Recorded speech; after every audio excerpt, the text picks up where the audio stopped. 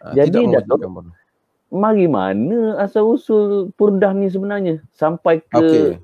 kita duk tengok sekarang ni. Okey, oleh kerana jumhur para ulama, bila saya sebut maksudnya majoriti para ulama pun begitu, ada di kalangan para ulama, khususnya ulama-ulama di Arab Saudi.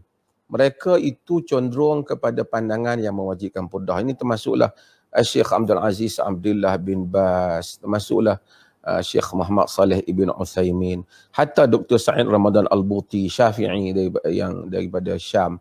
Mereka semua ni berpendapat bahawasanya mewajibkan pakai purdah. Tapi jika kita lihat dalil-dalil yang dikemukakan, tidak ada suatu alasan syarak yang begitu kuat untuk menyokong mereka dalam pandangan ini, dalam hal ini bagi saya. Sebab itu pendapat mereka bahawasanya semua wajah itu, alasan mereka yang terkuat, al-mar'atu aurah, wanita itu aurat. Jadi oleh kerana wanita itu aurat, semua tubuh wanita adalah aurat, bahkan di kalangan mereka begitu keras, kuku wanita pun tak boleh nampak. Cumanya saya agak timbul persoalan sedikit, kerana di Malaysia ni ada orang yang memakai purdah. Mungkin saya tak petikailah, terutamalah musim sekarang ni, kerana kita pun pakai mask kan, ada kebaikannya. Cuma kalau mereka mungkin mereka memakai itu di atas pendapat yang ditegaskan oleh ulama-ulama Saudi yang mewajibkan pakai purdah itu. Sebab itu kita tengok di Saudi pakai purdah, dan ramai aliran-aliran di Teluk ni pakai purdah.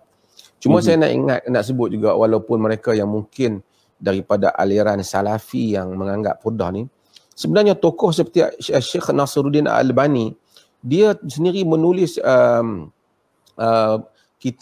dua kitab tentang menolak dakwaan mewajibkan purdah ni.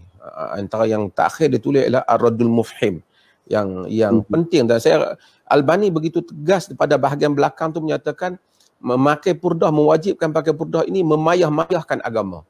Ad-dinu yusrun wa lan yushaddad din ahadun illa ghalabahu. Dia gunakan hadis itu. Agama ni mudah, tidak ada siapa yang memayah-mayahkan agama melainkan ia akan tewas.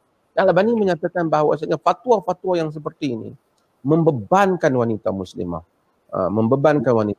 Tapi saya kata beginilah, kalau dia wanita tu nak pakai sendiri, so kita no issue lah, dia punya pilihan diri dia rasa mungkin dia selesa di sebalik pakai purdah tu, tak ada apalah kalau dia nak memilih pandangan itu pada diri dia. Tapi kalau sudut ulama yang mewajibkan dari segi tradisi ilmunya, anggapan mewajibkan pakai purdah ni ialah anggapan yang sangat lemah. Walaupun ada alasan-alasan, tapi kita lihat terlalu tidak teguh alasan itu dibandingkan dengan nas-nas yang begitu banyak.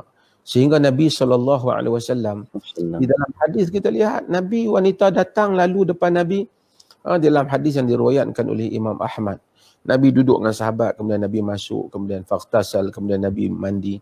Yang kata, ya Rasulullah, akana syait. Rasulullah, adakah berlaku satu? Nabi kata, marat bi fulana fa waqa'a fi qalbi syahwatun nisa.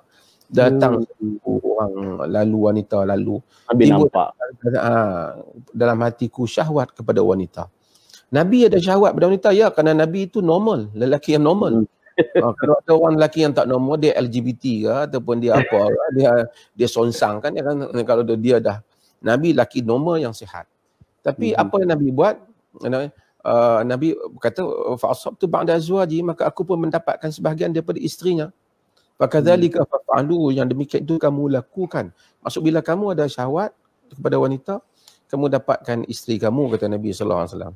Fadzalika min amathili a'malikum ityanul halal. Yang demikian itu ialah contoh-contoh amalan-amalan kamu yang baik, itu mendatangkan yang halal. Jadi ini semua menunjukkan, hadis-hadis ni menunjukkan Nabi nampaklah wajah dia. Dalam hadis banyak datang wanita ini perah pipinya. Jadi menunjukkan wanita dia memang tak pakai purdah. Dia tutup muka. Jadi untuk itu ulama-ulama yang mewajibkan ni, argumen mereka tidak kuat. Tapi kalau itu adalah pilihan peribadi, satu orang nak pakai, tak ada masalah lah, dia bolehlah pakai. Cuma macam saya kata tadi, saya herannya ataupun saya rasa macam agak asing sedikit. Bukan kata salah lah, tapi saya tengok di Malaysia ni ada orang yang pakai separuh. Dahi dia nampak, mata dia semua nampak, dia separuh. Sebenarnya kaul yang seperti itu tak ada lah mana-mana ulama. Yang ada ialah dia tutup semua melainkan mata dia saja. Mata dia saja. Yang mana kita mata dia saja. Macam tu, nampak mata saja. Itu pun mereka bincang mata sepatah satu ke dua ke boleh buka. Ataupun gini juga. Tapi kalau yang separuh macam ni, yang dari semua nampak, semua ni yang kita tengok kadang-kadang style ni, sebenarnya tidak mewakili mana-mana mazhab jumhur ataupun yang tidak jumhur. Minoriti pun tidak mewakili. Sama ada dia, kalau dia pakai semua sampai tak nampak apa melainkan mata dia saja. Itu ada qaul. Itu yang qaul yang mereka wajibkan. Jadi tak apalah, tapi ya.